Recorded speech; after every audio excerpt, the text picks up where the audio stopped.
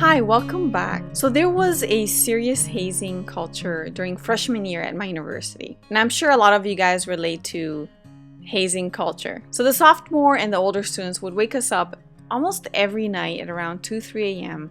for the first year. And they'd come in yelling. They wouldn't even allow us to close the door of our apartments because they wanted to be able to break in. And they would yell at us and squeeze us onto the floor of the hallway, all of us, and they would then scrub raw eggs and butter, coffee on our heads, really make a huge mess, and then throw ice cubes so we would feel cold, buckets of water so we were all wet, and they'd force us to drink vodka, and they basically preach on how inferior we were almost every night. But this was just one of the things that they did. They did a lot more. So the girls, like me, they would have us clean the apartment of the boys. This was a predominantly male, it was engineering, so predominantly male dorm school. Some of the guys, they would get them in the middle, at 2-3 a.m. as well, strip them naked, put them in a car, and they'd wrap something around their eyes so they couldn't see, and then they would go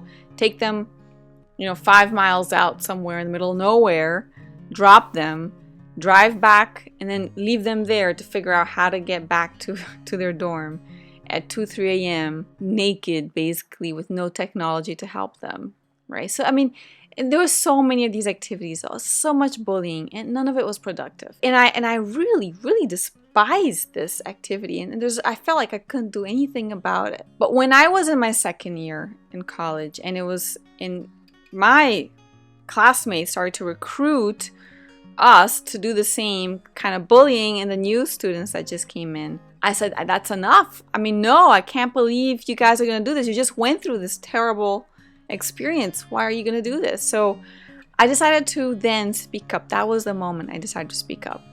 And for the first time in my life, speak up for something that I believed in.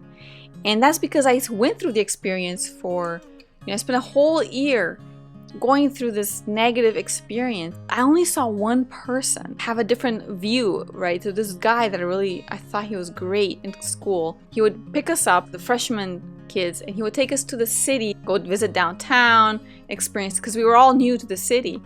He would also take us to orphanages and asylums and other volunteering experiences so we could volunteer together. And those were marvelous experiences. And it was a wonderful way to bond with other students and with seniors as well. I was so shy, I couldn't stand eye contact. When I saw people in the corridor, I turned my head around so I could completely avoid them. And so it was really hard for me to speak really to anybody.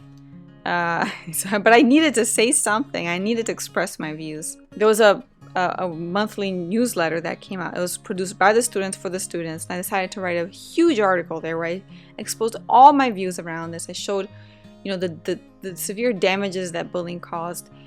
And I gave this alternative, which was based on what this guy was doing. This other student was offering us. And it was about an 8-page article. And when it came out, I was so afraid. I didn't want anybody to see it.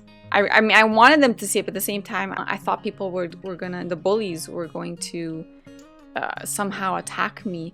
But they didn't. And I got really pleasant comments. People, I remember, they came to me and they said that they really enjoyed the article, that they agreed with me. And it was the first time I heard somebody who had the same opinion as me. But somebody had to write it, had to say it in public in order for others to say, hey, I agree with you. And so that's when I realized the power of speaking up, and I realized that I had that ability to speak up for what I believed in. And I got the courage because I believed in something. I was very sure about what made sense and what didn't make sense to me. I knew what my values were, and that situation was not consistent with my view of what a reputable school should look like and how it should welcome the new kids that are arriving. So when was the first time that you spoke up for something that you believed in a wider audience? How did you get to that point? How did you summon the courage to speak up and to say no to something that wasn't working for you?